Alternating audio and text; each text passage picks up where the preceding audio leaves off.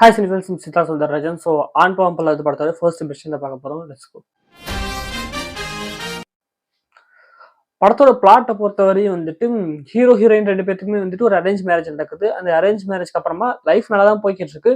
அதுக்கப்புறம் அவங்களுக்குள்ள சின்ன சின்ன பிரச்சனைகள் வர ஆரம்பிக்குது. அந்த சின்ன சின்ன பிரச்சனைகள்ங்கிறது அது பேசி தீர்க்க வேண்டிய பிரச்சனைகள். பட் அதுக்கு வந்துட்டு நீ பெருசா நான் பெருசான்னு வாக்குவாதம் பண்ணி அது பெருசா பெரிய ஆகிக்கிட்டே இருக்குது. கொஞ்சம் கொஞ்சமா அது பெருசாக பெருசாக ஒரு கட்டத்துல இந்த ப்ரெஷர் அப்படிங்கிறது ஹீரோயின் மேல ரொம்ப அதிகமா போய் அவங்க பிரெக்னெண்டா இருக்கிற அந்த சமயத்துல வந்துட்டு அந்த ப்ரெஷர்னால அவங்க மயங்கி விழுந்து அந்த குழந்தை அபார்ட் ஆயிடுது. ஸோ இப்ப இந்த பொண்ணு வந்துட்டு என் குழந்தை அபார்ட் ஆயிடுச்சு, உன்னாலதான் எனக்கு டிவோர்ஸ் வேணும் அப்படின்னு சொல்றாங்க. ஸோ இப்ப இவங்க ரெண்டு பேரும் டிவோர்ஸ் வந்துட்டு நிக்கிறாங்க. இவங்களுக்கு டிவோர்ஸ் ஆச்சா இல்லையா, இந்த சைட்ல யார் மேல தப்பு, இந்த ஆண் பாவம் பொல்லாதது அப்படின்னு பேர் வச்சதுக்கு ஏற்ற மாதிரி இந்த ஆண் மேல தப்பா இல்ல இந்த பொண்ணு மேல தப்பா அப்படிங்கிறது மீதி கதை. ஸ்கிரீன் பிளேவா வந்துட்டு நான் லீனியர்ல போயிருக்காங்க. இந்த கதை வந்துட்டு ஆக்சுவலா படமே ரொம்ப குட்டியா தான் இருந்தது, ரொம்ப டக்குன்னு முடிஞ்ச மாதிரி இருந்துச்சு. ஸோ இந்த நான் லீனியரா போனதுங்கிறது ஒரு பிரில்லியண்டான ஒரு விஷயம் தான். ஏன்னா இதை ஸ்ட்ரெயிட் லீனியரா சொல்லியிருந்தாங்கன்னா இன்னுமே படம் குட்டியா இருக்கும். நான் லீனியரா போனது, பிளாஷ்பேக்ல 4 சம்பவம் அப்படின்னு போட்டது, அதெல்லாம் ஓகே. ஸ்டார்டிங்லேயே இந்த கடைசி சீன், அந்த எண்டிங் சீனை வந்துட்டு லைட்டா காமிச்சிட்டு 2 years பேக்குன்னு போயிட்டு கலைநகரத்தெல்லாம் காட்டுறாங்க. அதுக்கப்புறம் வந்துட்டு திடீர்னு அங்கிருந்து ஒரு 1 year லேட்டர் போட்டு அண்ட் கோர்ட்ல காட்டுறாங்க. கோர்ட்ல வந்துட்டு விக்னேஷ்காந்தை மீட் பண்றாரு. சார் நீங்க தான் அந்த லாயர் யூடியூப் சேனல் வச்சிருக்கீங்களே, எனக்கு ஒரு கேஸ் சார் அப்படின்னு சொல்லிட்டு, எனக்கு ஒரு டிவோர்ஸ் கேஸ் என் பொண்டாட்டி வந்துட்டு இது பண்ணியிருக்காங்க, எனக்கு வந்துட்டு அவங்க கூட சேர்ந்து வாங்கணும் ஆசை அப்படின்னு சொல்லும் போது, உனக்கு என்னப்பா பிரச்சனை, என்னப்பா ஆச்சுங்கும் போது 4 சம்பவம் ஆச்சுன்னு சொல்லிட்டு அந்த 4 சம்பவத்தையும் காட்டுறாங்க. அந்த 4 சம்பவத்தோட முடிவு அப்படிங்கிறது இன்டர்மிஷன்ல போய் நிக்குது. என்ன ஆச்சு அந்த பொண்ணுடைய இது இந்த மாதிரி அபார்ட் ஆயிடுச்சு அப்படிங்கிற அந்த இடத்துல இன்டர்மிஷன். அண்ட் செகண்ட் ஹாஃப் வந்துட்டு முழுக்க முழுக்க அந்த கோர்ட்டு தான் போகுது. கோர்ட் கேஸ் என்ன மாதிரி நடக்குது அப்படிங்கிற மாதிரி தான் ஃபுல் அண்ட் ஃபுல் போறாங்க. அதுக்கு நடுவில் சில காமெடி, அதுக்கு நடுவில் சில எமோஷன்ஸ், இவங்க எப்படி புரிஞ்சுக்கிறாங்க, என்னென்ன ஆச்சு, கிளைமேக்ஸ்ல எப்படி சேர்ந்தாங்க அப்படிங்கிற மாதிரி போயிருக்காங்க. இந்த ஸ்கிரீன் பிளே ஸ்ட்ரக்சர் இப்படி வச்சதுங்கிறது ஓகே. இந்த ஒரு கதையை இவங்க முடிஞ்ச அளவுக்கு கொஞ்சம் இழுத்துருக்காங்க. பட் அது 2 மணி நேரம் தான் வந்திருக்கு. பட் அந்த 2 மணி நேரம் ஃபீல் அப்படிங்கிறது ஒரு பக்காவான படம் பார்த்த மாதிரி இல்லை. இப்ப உதாரணத்துக்கு மீசையம் முறுக்கு எடுத்துக்கலாம், அதுவுமே 2 மணி நேரம் படம் தான். பட் அந்த படம் பார்த்து முடிக்கும் போது ஒரு பெரிய படம், ஒரு பெரிய ஸ்கேல்ல இவ்வளவு விஷயங்கள் நடக்கிறது அப்படின்ட்டு ஃபீல் பண்ண முடியும்.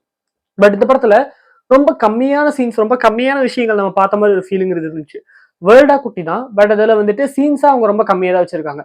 இன்னும் கொஞ்சம் கூட வந்துட்டு சீன்ஸ் கொஞ்சம் ஜாஸ்தியா வச்சிருக்கலாம். எடிட்டிங்ல வந்துட்டு இவங்க அதை கம்மியா எடுத்துட்டாங்க. ஸோ அது ஒரு 2 மணி நேரம் வரணும் அப்படின்னு சொல்லிட்டு அதை கொஞ்சம் இழுத்த மாதிரி தான் நிறைய இடங்கள் ஃபீல் ஆச்சு. ஸோ அதெல்லாம் ஒரு மாதிரி இருந்துச்சு. பட் பரவாயில்ல. என்னென்ன ப்ராப்ளம்ஸ் டீல் பண்ணியிருக்காங்க அப்படின்னு சொல்லிட்டு பார்த்தோம் அப்படின்னா, அந்த 4 சம்பவத்திலேயே வந்துட்டு கிளியரா ஒவ்வொரு சம்பவத்திலயும் ஒரு விஷயம். அந்த ஃபர்ஸ்ட் சம்பவத்துல வந்துட்டு ட்ரெஸ்ஸன்ஸ், அதாவது ஒரு இடத்துக்கு ஒரு ஃபேமிலி ஃபங்க்ஷன் போறோம் அப்படின்னா என்ன மாதிரி ட்ரெஸ் பண்ணணும், என்ன மாதிரி உட்காரணும் அப்படின்னு சொல்லிட்டு ஒண்ணு இருக்கு. அதுக்கேற்ற மாதிரி இருக்கணும். பட் ஹீரோயின் வந்துட்டு அவ்வளவு ஒன்றும் மோசமான ட்ரெஸ் பண்ணல. அண்ட் அவங்க கால் மேல கால் பண்ணிட்டு உட்கார்றது தப்பு இல்லை. இது அந்த சைட்ல இருந்து பார்த்தோம் அப்படின்னா, ஹீரோயின் சைட்ல இருந்து பார்த்தோம்னா அது கரெக்ட். பட் ஹீரோ சைட்ல இருந்து பார்த்தா என் அம்மா அப்பா கேட்கறாங்க, சொந்தக்காரங்க எல்லாம் கேட்கறாங்க, அவங்க முன்னாடி ஏன் இப்படி பண்ற, நீ இப்படி இருக்கிறது தப்பு இல்ல, பட் இங்க அவங்களுக்கு ஒரு மரியாதை கொடுக்கலாமே அப்படின்னு சொல்றது இவர் சைட்லயும் தப்பு இல்லை. ஓகேங்களா. இந்த இடத்துல வந்துட்டு எஜுகேட் பண்ண வேண்டியது வந்துட்டு அந்த பெரிய மனுஷங்களை தான். ஒரு பொண்ணு கால் மேல கால் போட்டு உட்காரலாம், இந்த ட்ரெஸ் ஒன்றும் அவ்வளவு மோசம் இல்லை அப்படிங்கிறது எஜுகேட் பண்ண வேண்டியது அந்த பொண்ணு தான், அந்த பெரியவங்களை தான். பட் அது நம்மளால முடியாது அப்படிங்கும் போது ஒரு சினாரியாவை நம்ம எடுத்துக்கிட்டோம்னா பெரியவங்களை தான் அட்வைஸ் பண்ணணும். பட் அது முடியாதுங்கும் போது நம்ம கால் கீழே போட்டு உட்காரதுல ஒன்றும் நம்ம குறைஞ்சு போயிட மாட்டோம். ஸோ இது ஈக்குவலண்டா இருக்குல்ல. இந்த மாதிரி சில பிரச்சனைகள் டீல் பண்ணியிருக்காரு. ஸோ இந்த எல்லா பிரச்சனைகளுக்குமே ஒரு சொல்யூஷன் அப்படிங்கிறது கொடுக்கவே இல்லை. இது நடந்தா இப்படி பண்ணணும் அப்படிங்கிற மாதிரி சொல்யூஷன் கொடுக்காம, இது நடக்குது, இதனால இவங்களுக்குள்ள பிரச்சனை வருது அப்படிங்கிற மாதிரி. இப்ப இன்னொன்னு வந்துட்டு செலவுகள். அந்த ஹீரோயின் கேரக்டர் வந்துட்டு சின்ன வயசுல இருந்தே அவங்க அப்பா வந்துட்டு அவரை ஸ்ட்ரிக்டா வளர்த்த மாதிரி, அதாவது அவங்க டைலாக்காவே வச்சிருப்பாங்க, நான் ஏஜ் அட்டெண்ட் பண்ற வரையும் வந்துட்டு என்ன ராணி மாதிரி பாத்துக்கிட்டாரு, ஏஜ் அட்டெண்ட் பண்ணதுக்கு அப்புறமா இவளும் ஒரு பொட்டச்சிதான் அப்படிங்கிறது எங்க அப்பாவுக்கு புரிஞ்சிருச்சு, அப்ப இருந்து அதை பண்ணாத இதை பண்ணாத, இப்படி உட்காரு அப்படி உட்காருன்னு சொல்லிதான் வளர்த்தாரு, எனக்கு வந்துட்டு ஒரு ஃப்ரீடம் இல்லை, என்னை பொறுத்தவரை எனக்கு பெருசா வாழ்க்கையில ஆம்பிஷன்லாம் ஒன்றும் கிடையாது, பட் என்னை வந்துட்டு வீட்டுல இருக்கிற ஆம்பளைங்க வந்துட்டு என்னை எந்த கேள்வியும் கேட்க மாட்டாங்கிற அந்த சுதந்திரத்தோட நான் வாழணும் அப்படிங்கிறது மட்டும் அந்த ஹீரோயினோட ஒரு அஜெண்டான்னு சொல்லாம, ஒரு ஒரு குறிக்கோள், ஒரு அஜெண்டா, அந்த மாதிரி சொல்லலாம். ஸோ அப்படிப்பட்ட அந்த ஹீரோயின் வந்துட்டு தனக்கு பிடிச்ச மாதிரி வாழ்றது அப்படிங்கிறது தப்பு இல்லை. பட் அது இன்னொருத்தரை பாதர் பண்ணும் போது தான் அது பிரச்சனையாகுது. இன்ஸ்டாகிராம்ல ரீல்ஸ் போடுறாங்க டான்ஸ் ஆடி, அது வந்துட்டு போடுறது தப்பு இல்லை. பட் அப்படி போடுறது வந்துட்டு வர்ற கமெண்ட்ஸ்னால ஹீரோ அஃபெண்ட் ஆகுறது, அதாவது அவங்க ஒரு ஹஸ்பண்ட் அஃபெண்ட் ஆகுறாங்கும் போது ஹீரோவுக்காக அந்த ஹஸ்பண்டுக்காக மாத்திக்கலாமே, ஒன்றும் தப்பு இல்லையே. பட் அதே மாதிரி இப்ப இப்ப இப்படியும் சொல்லலாம், இப்ப இந்த ரீல் போடுறதுனால கமெண்ட்ஸ் வருது, என் ஹஸ்பண்ட் அதை அஃபெக்ட் ஆகுது, அதனால நான் இதை மாத்திக்கிறேன் அப்படின்னு சொல்லிட்டு அவங்களும் பண்ணல. அதே மாதிரி கமெண்ட்ஸ் வந்தா வந்துட்டு போகுது, என் பொண்டாட்டி அவளுக்கு பிடிச்சதை பண்றா, கமெண்ட்ஸ் தானே, அவ வந்துட்டு ஒன்னும் தப்பா ஒண்ணும் பண்ணல, பாக்குறவங்க மேலதான் தப்பு, பாக்குறவங்க தான் அப்படி தப்பா பாக்குறாங்க அப்படின்னு சொல்லிட்டு ஹீரோ அக்செப்ட் பண்ணிக்கலாம். அதையும் அவரும் பண்ணல. பட் அதே மாதிரி படத்துல தாலியை பத்தி பேசியிருப்பாங்க. தாலி போடாம அதாவது வந்துட்டு தாலி கோக்குற அந்த ஃபங்க்ஷன் முடிஞ்சதுக்கு அப்புறம் அந்த தாலியை கழட்டி பாக்ஸ்ல வச்சிருவாங்க அந்த ஹீரோயின். அப்ப வந்துட்டு ஹீரோயின் வந்துட்டு என்னன்னா, தாலி போடுறதுக்கு எனக்கு விருப்பம் இல்லை, பட் என் ஹஸ்பண்ட் வந்துட்டு போட்டா நல்லா இருக்கும்னு சொல்லும் போது ஹஸ்பண்ட்காக போடலாமே அப்படின்னு சொல்லிட்டு இவங்க பண்ணியிருக்கலாம். அதை அவங்க பண்ணல. அதே மாதிரி ஹீரோ வந்துட்டு என் பொண்டாட்டி தாலி போடுறதுக்கு வந்துட்டு ஒரு அன்கம்ஃபர்டபுளா இருக்கு, அதனால கழட்டி வச்சிருக்காங்க, இந்த 2025லயும் நம்ம போயிட்டு இப்படி பேசிட்டு இருக்கோமே அப்படின்னு சொல்லிட்டு ஹீரோ பண்ணிருக்கலாம். இது ஹீரோ பண்ணல. சோ இந்த மாதிரி ஒவ்வொரு விஷயத்திலயுமே ஹீரோயின் சைட்ல பார்த்தா அவங்க சரியா இருக்காங்க, அவங்க இதை பண்ணிருக்கலாம் அப்படின்னு சொல்லலாம். அண்ட் ஹீரோ சைட்ல பார்த்தாலும் இவங்களும் சரியா இருக்காங்க, பட் இது இப்படி பண்ணிருக்கலாம் அப்படிங்கிற மாதிரி இருக்கிறதுனால இது எதையுமே நம்மளால ஜட்ஜே பண்ண முடியல. இதையே இப்படி காமிச்சிக்கு, இதையே இப்படி காமிச்சிங்கன்னு சொல்லிட்டு டேரக்டர் நம்மளால கேள்வி கேட்க முடியாது. ஏன்னா அவர் காமிச்சிருக்கிறது தான் ரியாலிட்டியா இருக்கு. இப்ப இதே விஷயம் தான் வழக்கமான நீங்க இப்ப பக்கத்து வீட்டுல போயிட்டு ஹஸ்பண்ட் ஒய்ஃபுக்கு என்ன பிரச்சனை அப்படின்னு கேட்டாலும் இதே மாதிரி பிரச்சனைகள் தான் இருக்கும். ஒரு பிரச்சனை, அந்த பிரச்சனையில இந்த அந்த ஒய்ஃப் வந்துட்டு இப்படி பண்ணியிருந்தா பிரச்சனை சால்வ் ஆயிருக்கும், இதே இந்த ஹஸ்பண்ட் இப்படி பண்ணியிருந்தா பிரச்சனை சால்வ் ஆயிருக்கும். பட் அதை அவங்க பண்ணாம ஈகோல அடிச்சுக்கும் போது தான் அது பிரச்சனை ஆகுது அப்படிங்கிறத ரொம்ப பர்ஃபெக்டா ஒரு கரெக்டா சொல்லிட்டாரு. ஸோ அந்த ப்ராப்ளம்ஸ் என்னென்ன ப்ராப்ளம்ஸ் எடுத்தாரோ அந்த ப்ராப்ளம்ஸ்க்குலாம் கரெக்டா வச்சு அதை ஃபிட் பண்ணி சொல்லிட்டாரு. அண்ட் செகண்ட் ஹாஃப்ல வரக்கூடிய விக்னேஷ்காந்த் அவங்க ஒய்ஃப், அவங்க வந்துட்டு லாயர்ஸா இருந்தவங்க, அவங்களுக்குள்ள சண்டை போட்டு பிரிஞ்சிருப்பாங்க. ஸோ இப்போ வந்துட்டு விதி அமைச்சு கொடுத்த மாதிரி நம்ம ஹீரோயினுடைய லாயரா வந்துட்டு அவங்க ஒய்ஃப் வந்துட்டாங்க, விக்னேஷ்காந்தோட ஒய்ஃப். அண்ட் விக்னேஷ்காந்த் வந்துட்டு ஹீரோட லாயரா வந்துட்டாங்க போது இவங்க 2 பேத்துக்குள்ள மோதுது. அண்ட் அதுக்குமே கிளைமேக்ஸ்ல வந்துட்டு இந்த ஈகோ தான் அப்படிங்கிற மாதிரி வந்துட்டு அதை புரிய வைக்கிற அந்த இடங்கிறது பர்ஃபெக்டா இருந்தது. அவங்களுக்குள்ளயுமே ஈகோ தான் பிரச்சனை. ஒரே ப்ரொஃபஷன்ஸ்ல 2 பேர் இருக்காங்க, வக்கீலா இருக்காங்க, 2 பேருமே லாயர்ஸா இருக்காங்க.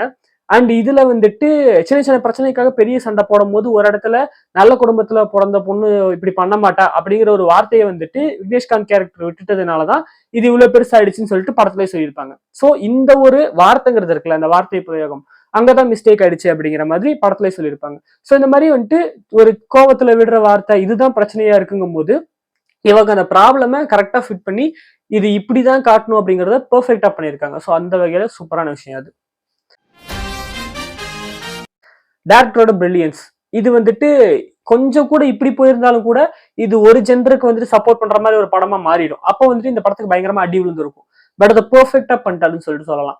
இப்ப பசங்களுக்கு இது ஹீரோ கேரக்டருக்கு என்னென்ன பிரச்சனைகள் ஹீரோயினால ஆகுது அப்படிங்கிறத காமிச்சு அதோடைய கான்சிக்வன்சஸ் அதோட விஷயங்கள் அப்படிங்கறத காமிச்ச மாதிரி ஹீரோயினுக்கு வந்துட்டு ஹீரோனால என்னென்ன பிரச்சனைகள்லாம் ஆகுது அண்ட் ஹீரோயின் வளர்ந்த விதம் அப்படிங்கிறது அவங்களுடைய வாழ்க்கையில அவங்க எப்படி இருக்கணும் அப்படின்னு ஆசைப்படுறாங்க அப்படிங்கிறது ஹீரோவை எப்படி அஃபெக்ட் பண்ணுது அப்படிங்கிறதையுமே பெர்ஃபெக்டா காமிச்சிருக்காங்க. இங்க வந்துட்டு ஆணாதிக்க சமூகத்தை பத்தி வந்துட்டு ஏகப்பட்ட படங்கள் வந்துருச்சு. இந்த படம் வந்துட்டு சூடோ ஃபெமினிசம், அதாவது பொய் பெண்மை அப்படின்னு சொல்றாங்கன்னு நினைக்கிறேன். பொய்மை ஏதோ சொன்னாங்க படத்துல, பொய் பெண்மை அப்படின்னு சொல்லிட்டு எனக்கு கரெக்டா அந்த வேர்ட் தெரியல. அதாவது ஃபெமினிசம் தப்பா யூஸ் பண்றது, ஃபெமினிசம்ங்கிற அந்த இதை வச்சுட்டு பெண்ணுரிமை அப்படிங்கிறத வந்துட்டு வச்சுட்டு ஆணை வந்துட்டு சப்ரஸ் பண்றது, எப்படி வந்துட்டு ஆணாதிக்கம் வந்துட்டு பெண்ணை சப்ரஸ் பண்ணிச்சோ அதே மாதிரி இந்த ஃபெமினிசம் அப்படிங்கிறத வச்சுட்டு ஆணை சப்ரஸ் பண்றது, அதனால நடக்கக்கூடிய பிரச்சனைகள் என்ன, அதை பண்றதுனால என்ன நடக்குது அப்படிங்கிறத படத்துல பெர்ஃபெக்டா காமிச்சிருந்தாரு. அது சூப்பரான விஷயம். அண்ட் ஒரு பர்டிகுலர் கேரக்டராகவே காமிச்சிருப்பாங்க. ஒரு ஃபெமினிஸ்ட மீட் பண்றதுக்காக ஹீரோயினும் அவங்களோட வக்கீலும் போவாங்க. அங்க போன உடனே அவங்க வந்துட்டு காஃபி எடுத்துட்டு போய் ஹஸ்பண்டுக்கு கொடுத்துட்டு காஃபி குடிச்சிட்டே வரீங்க, அவங்க ஏதோ டிராப் பண்ணிட்டு இருப்பாங்க, காஃபி கொடுத்துட்டே வரீங்க சொல்லிட்டு உட்கார்ந்து இருப்பாங்க. அப்போ வந்துட்டு நீங்க இதை பண்றீங்க அப்படின்னு சொல்லிட்டு அந்த கேரக்டர் கேட்கும் போதே அந்த ஒரு டயலாக்லயே நமக்கு வந்துட்டு இது ஒரு முட்டாள் அப்படிங்கிறது புரிஞ்சிடும். எப்பயுமே வந்துட்டு கேள்வி கேட்கறவன் வந்துட்டு அறிவாளி அப்படின்னு சொல்லுவாங்க, பட் முட்டாள் அதாவது எந்த இடத்துல கேள்வி கேட்கறோம் அப்படிங்கறதா மேட்ரு. சம்பந்தம் இல்லாம விஷயத்துல வந்துட்டு கேள்வி கேட்கறதோ இல்ல கிறுக்குத்தனமான கேள்வி கேட்கறதோ முட்டாள்தனம். இப்ப வந்துட்டு தன்னுடைய அஜெண்டா வந்துட்டு பொண்ணுங்க வந்துட்டு அடிமையா இருக்கக்கூடாது, பொண்ணுங்க வந்துட்டு வேலை செய்யக்கூடாது அப்படிங்கிற மாதிரி இருக்குது அப்படிங்கிறதுக்காக மத்தவங்களும் அப்படிதான் இருக்கணும் போய் திணிக்கிறதுன்னு ஒண்ணு இருக்குல்ல, அது தப்பு. அது அந்த கேரக்டர் அந்த இடத்துல அவங்க காஃபி கொடுத்தா என்ன கொடுக்காட்டி உனக்கு என்ன, நீ ஏன் கேட்கற அப்படிங்கிற அந்த கேள்வி வருதுல, ஆடியன்ஸ் வந்துட்டு அந்த இடத்துல அந்த பொண்ணு அந்த டைலாக் சொன்ன உடனே அடி அப்படின்னு சொல்லிட்டு திட்டும் போது அங்கேயே டேரக்டர் ஜெயிச்சிட்டாரு. ஸோ அந்த டேரக்டர் வந்துட்டு இதை இன்டென்ஷனா கரெக்டா வச்சிருக்காரு. இப்படி வச்சா இப்படி ஒர்க் ஆகும்னு சொல்லிட்டு இந்த மாதிரி சின்ன சின்ன விஷயங்களுக்கு பயங்கர பிரில்லியண்டா இருந்தது. அண்ட் ஒரு இது எப்படி சொல்றது, கேக் மேல வச்ச செரி மாதிரின்னு சொல்லிட்டு கடைசியா வச்சது வந்துட்டு ஒரு திருநங்கையை கொண்டு வந்து ஜட்ஜா உட்கார வச்சது. கிளைமேக்ஸ் அந்த லாஸ்ட் கோர்ட் கேஸ், அதாவது லாஸ்ட் வாய்தா அப்படிங்கிறது வந்துட்டு அந்த இடத்துல வந்துட்டு இப்ப 2 ஜெண்டர் வந்துட்டு இது பண்றாங்க. ஸோ ஃபர்ஸ்ட் எப்படி பார்த்தாலுமே இதுல யாரு தீர்ப்பு கொடுக்குறாங்க அப்படிங்கிறது வந்துட்டு அந்த தீர்ப்பு கொடுக்குறவங்கள வச்சு அந்த ஜெண்டருக்கு அவங்க சப்போர்ட் பண்றாங்க அப்படிங்கிற மாதிரி பேசிட முடியும். பட் இந்த ஆடியன்ஸுக்கு கன்வின்ஸ் பண்ணணுங்கிறதுக்காக ஒரு திருநங்கையை வந்துட்டு அவங்க ஜட்ஜா உட்கார வச்சதுங்கிறது அதுக்கு மேல அப்படின்னு சொல்லலாம். ஸோ இந்த மாதிரி டேரக்டரோட பிரில்லியன்ஸ்ங்கிறது படம் ஃபுல்லா பயங்கரமா இருந்தது. விக்னேஷ்காந்துக்கு ஒரு அப்ரிசியேஷன் கொடுத்தே ஆகணும். ஸோ அவர் வந்துட்டு பிளாக் ஷீப் ஃபைன்ஸ் அப்படிங்கிற அந்த பேனர் கீழே தான் from the black sheep desk அப்படின்னு சொல்லிட்டு வச்சிருக்காங்க. ஸோ விக்னேஷ்காந்துக்கு வந்துட்டு இதோட ஹிஸ்டரி அப்படின்னு சொல்லிட்டு பார்த்தோம்னா இந்த கதை இந்த ஆண்களுடைய கஷ்டத்தை வந்துட்டு சொல்ல மாதிரி ஒரு படம் பண்ணணும்டா அப்படிங்கிற ஒரு கான்செப்ட், ஒரு ஐடியா மட்டும் விக்னேஷ்காந்த் வச்சுட்டு இருந்திருக்காரு பிளாக் ஷீப் ஆரம்பிச்ச அந்த கொஞ்ச நாட்கள்ல. அப்போ ஒரு பர்டிகுலர் நபர், அவர் பேரு எனக்கு மறந்து போச்சு, அவர் வந்துட்டு இந்த கதையை எழுதியிருக்காரு. இப்ப நீங்க இந்த படமா பாக்குறீங்களா, இந்த படத்தோடைய கதை மட்டும் எழுதியிருக்காரு. இந்த மாதிரி நினைச்சு இந்த மாதிரி நினைச்சு இதெல்லாம் நடந்துச்சு, இதுக்கு இப்படி வைக்கலாம் அப்படிங்கிற ஒரு கதை மட்டும் எழுதி வச்சிருக்காரு. அது அப்படியே பிளாக் ஷீஃபோடைய டெஸ்க்ல இருந்திருக்கு. இப்ப அந்த டெஸ்க்ல இருந்து அதை வந்துட்டு இந்த டைரக்டர் நம்ம கலையரசன் தங்கவேல் இந்த டைரக்டர் வந்துட்டு இந்த கதையை ஸ்கிரீன் பிளேவா மாத்தி எழுதி அதை தான் இப்போ ஒரு படமா எடுத்திருக்காரு. சோ இது வந்துட்டு பிளாக் ஷீப் மொத்தமா அந்த பிளாக் ஷீப்போட ஒரு ப்ராடக்டே அப்படின்னு சொல்லலாம். ட்ரம்ஸ்டிக் ப்ரொடக்ஷன்ஸ்ல என்னதான் அந்த படம் வந்தாலுமே இது முழுக்க முழுக்க பிளாக் ஷீப்போடைய ப்ரொடக்ஷன்ஸ், பிளாக் ஷீப்போடைய ஒரு ப்ராஜெக்ட் அப்படிங்கிற மாதிரி நம்ம கன்சிடர் பண்ணிக்கலாம். அதே மாதிரி உள்ள பார்த்தா நம்ம விக்னேஷ்காந்த் இருக்காரு, சுட்டி அரவிந்தன் ஒரு கேரக்டர் பண்ணியிருக்காரு, அண்ட் நம்ம ஜென்சன் இருக்காரு. ஸோ இந்த மாதிரி வந்துட்டு நமக்கு தெரிஞ்ச முகங்கள், அது பிளாக் ஷீப்ல சம்பந்தப்பட்ட சில முகங்களே இருக்கு அப்படிங்கும் போது அது எல்லாமே இது பண்ற மாதிரி இருக்கு. அண்ட் விக்னேஷ்காந்துக்கு வந்துட்டு இந்த கேரக்டரை அவர் எடுத்து பண்ணதுனாலயே இது ரொம்ப கன்வின்சிங்கா இருந்துச்சு. ஏன்னா இந்த கேரக்டர் வந்துட்டு ஒரு மாதிரி ஒரு டைமென்ஷன் நிறைய இருக்கும் இந்த கேரக்டருக்கு. ஸோ இதை வந்துட்டு வேற ஒரு ஆக்டர் பண்ணா எப்படி இருந்திருக்கும் அப்படிங்கிறது என்னால தெரியல. பட் விக்னேஷ்காந்துக்கு இது பெர்ஃபெக்டா இருந்துச்சு. இவர் இந்த கேரக்டருக்காகவே இவரை இது பண்ண மாதிரி அப்படி ஒரு ஃபீலிங்கிறது இருந்தது. இவர் பண்ணது செம்ம சூப்பரா அந்த வக்கீல் கேரக்டர். ஸோ அவருக்கு வந்துட்டு பாராட்டு. இப்படி ஒரு படத்தை எடுத்து கொடுத்தது ஒரு சூப்பரான விஷயம். அடுத்தது நெகட்டிவ்ஸ். படம் என்னதான் பயங்கர சூப்பரா இருந்தாலுமே இந்த ரன் டைம் அப்படிங்கிறது வந்துட்டு ஒரு ப்ராப்ளமா தான் இருக்கு. 2 மணி நேரம் தான் படம். பட் இந்த 2 மணி நேரத்துல எவ்வளவு காமிச்சாங்க அப்படின்னா ரொம்ப கம்மியான கண்டென்ட் தான் காமிச்சிருக்காங்க. நிறைய இடங்கள் அப்படியே விட்டுட்டாங்க. இப்ப அவங்க அப்பா அம்மா கேரக்டர்ஸுக்கெல்லாம் நம்ம வந்துட்டு பெருசா பேக் ஸ்டோரிஸ்ங்கிறது பெருசா வைக்கல. அப்பா அம்மா வந்துட்டு இப்ப ஹீரோயினோட அப்பா அம்மா வந்துட்டு வர்றாங்க. அந்த இடத்துல வந்துட்டு என்னன்னா இப்படி ஹை கொடுத்துட்டு அப்படியே கீழே விழுகிற மாதிரி இருந்துச்சு. என்னன்னா இப்ப ஹீரோ வந்துட்டு ஹீரோவோட அப்பா அம்மா வந்துட்டு இது மாதிரி டிவோர்ஸ் அப்ளை பண்ணிட்டேன் அப்படின்னு வந்து திட்டிட்டு போயிட்டாங்க. இப்ப ஹீரோ வந்துட்டு ஹீரோயோட இந்த வக்கீல் சொல்றாங்க, இப்ப உங்க பொண்டாட்டியோடைய அப்பா அம்மா வந்துட்டு வந்தாங்கன்னா உன்னை எப்படிலாம் திட்டுவாங்க அப்படின்னு சொல்லிட்டு, அவங்க என்னையெல்லாம் திட்ட மாட்டாங்க, என் பொண்டாட்டி தான் திட்டுவாங்க அப்படின்னு. இதையே முன்னாடியே சொல்ல அப்படின்னு சொல்லிட்டு போட்டு கொடுக்குற வேலையை பாக்குறாங்க. அவங்கள்ட்ட போட்டு கொடுத்தா அவங்களே இது வந்துட்டு அவங்க பொண்ணு அங்க இருந்து கூட்டிட்டு வந்து உங்க கூட சேர்த்து வச்சிருவாங்களே அப்படின்னு சொல்லிட்டு போட்டு கொடுக்குறாங்க. சரி ஏதோ நடக்க போகுது அப்படின்னு சொல்லிட்டு உட்காந்தா வர்றாங்க, 4 திட்டுறாங்க, போலீஸ் வர்றாங்க, போலீஸ் வந்து அது பொண்ணு மேஜர் அவளுடைய விருப்பம் அப்படின்னு சொல்றாங்க, இவங்க போயிடுறாங்க. சோ ஒரு ஹை மாதிரி வந்து அப்படியே ஒரு லோ ஆகுதுல்ல, இதெல்லாம் வந்துட்டு என்னன்னா அந்த ஆடியன்ஸுக்கு வந்துட்டு ஒரு ஏமாற்றமா அமையும். இப்ப ஏதோ ஒண்ணு நடக்க போகுது அப்படிங்கிற மாதிரி வந்துட்டு அப்படியே கீழே இறங்குதுல்ல, அது மாதிரி சில விஷயங்கள் வந்துட்டு இதா இருந்தது. அண்ட் அது இல்லாம பார்த்தா படம் வந்துட்டு டைம் லைனா பார்த்தா ஒரு 2 இயர்ஸ் உடைய கதையை நம்ம பாக்குறோம். பட் அந்த 2 இயர்ஸ் அப்படிங்கிற மாதிரி நமக்கு ஃபீலே ஆகல. ஏதோ டக்கு டக்கு டக்கு டக்குன்னு போன மாதிரி இருந்துச்சு. ஒரு பர்டிகுலர் இடத்துல சீன்ஸா வந்துட்டு மாண்டேஜஸ் வச்சிருந்தாங்க. அந்த ஹீரோயின் கேரக்டர் வந்துட்டு இப்ப தனியா வாழணும், ஓகேங்களா? இப்ப கேஸ் நடந்துகிட்டு இருக்கு, தனியா தான் வாழ்ந்தாகணும், அவங்களுக்கு கையில காசு கிடையாது, இந்த வக்கீல் வீட்டுல தான் தங்கியிருக்காங்க போது ஜொமேட்டோ ஓட்டுறாங்க, ஒரு பார்லர்ல வந்துட்டு ஒர்க் பண்றாங்க. அப்புறம் இங்கே ஒர்க் பண்ணும்போது அந்த ஓனர் திட்டுறாரு, சரியா வேலை செய்யுதுன்னு சொல்லிட்டு இதெல்லாம் காட்டுறாங்க. பட் இதை வந்துட்டு சீம்லெஸ்ஸா ஒரு சாங்குக்குள்ள வச்சிருந்தாங்க அப்படின்னா நல்லா இருந்திருக்கும். அது நமக்கு வந்துட்டு அந்த ஃபீல் இருந்திருக்கும், ஒரு டைம் நகருது, சில நாட்கள் நகருது அப்படிங்கிற ஃபீலுங்கிறது இருந்திருக்கும். அது என்னமோ டப்பு டப்பு டப்பு டப்புன்னு போன மாதிரி இருந்துச்சு. ஒரு சாங்ல அந்த சீம்லெஸ்ஸா அந்த மொத்த மாண்டேஜஸ்மே வந்திருக்கலாம் அப்படிங்கிற மாதிரி எனக்கு ஒரு ஃபீலுங்கிறது இருந்தது. அது ஒவ்வொன்றும் அப்படியே வந்திருந்தா. ரத்தினமேனு ஒரு பாட்டு வந்துட்டு நடுவுல வந்து இருந்துச்சு. பட் அது மாண்டேஜா இல்லாம ஜஸ்ட் ஒரு பேக்ரவுண்ட் ஸ்கோர் மாதிரி யூஸ் பண்ணியிருந்தாங்க. இப்ப அந்த ரத்தினமே ஒரு ஃபுல் வெர்ஷன் மாதிரி பண்ணி அதை பேக்ரவுண்ட்ல போட்டுட்டு இந்த இவங்களோட லைஃப் இந்த பிரிஞ்சிருக்கிற இந்த சமயத்துல தனிமையில வந்துட்டு இவங்க என்னெல்லாம் கஷ்டப்படுறாங்க அப்படிங்கிறத வந்துட்டு காமிச்சிருக்கலாம். ஸோ அதுல இந்த பொண்ணு ஜொமேட்டோ ஓட்டுறது அது இல்லாம அந்த பொண்ணு தனியா இருக்கும்போது என்ன கஷ்டப்படுது, ஹீரோ தனியா இருக்கும்போது என்ன மாதிரி கஷ்டப்படுறாரு, அவங்க அப்பா அம்மா என்ன சொல்றாங்க, அவங்க ஃப்ரெண்ட்ஸ் எல்லாம் என்ன சொல்றாங்க, எப்படி பார்த்தாலும் அவர் ஒர்க் பண்றாரு, அந்த சொசைட்டி, அந்த ஃப்ரெண்ட்ஸ் சொசைட்டி, ஃப்ரெண்ட்ஸ் கல்ச்சர் அவங்களாம் என்னென்ன பேசுறாங்க, இவருக்கு என்னென்ன அட்வைஸ் கொடுக்குறாங்க, இது எல்லாத்தையுமே இந்த சாங்ல ஒரு பேக்கேஜா வச்சிருக்கலாம். ஸோ இந்த மாதிரி சில விஷயங்கள் வந்துட்டு ஒரு பெர்ஃபெக்டான ஒரு கமர்ஷியல் படத்துக்கு இது தேவை. பட் அது இல்லாம இருந்ததுங்கிறது ஒரு ஏதோ ஒரு நம்ம ஒரு ஷார்ட் ஃபிலிமே வந்துட்டு ஒரு பெரிய பட்ஜெட்ல எடுத்த மாதிரி ஒரு ஃபீலுங்கிறது இந்த படத்துல வந்துச்சு. ஒரு ஷார்ட் ஃபிலிமே எடுத்திருக்காங்க, பட் அதை கொஞ்சம் பெரிய பட்ஜெட்டா பண்ணியிருக்காங்க அப்படிங்கிற அந்த ஃபீலுங்கிறது இந்த படத்துல இருந்தது. அது ஒரு மேட்டர். ஸோ இந்த மாதிரி சில சில பிரச்சனைகள் அப்படிங்கிறது இருந்தாலும் கூட படம் ஓவரால் நல்ல படம் தான்.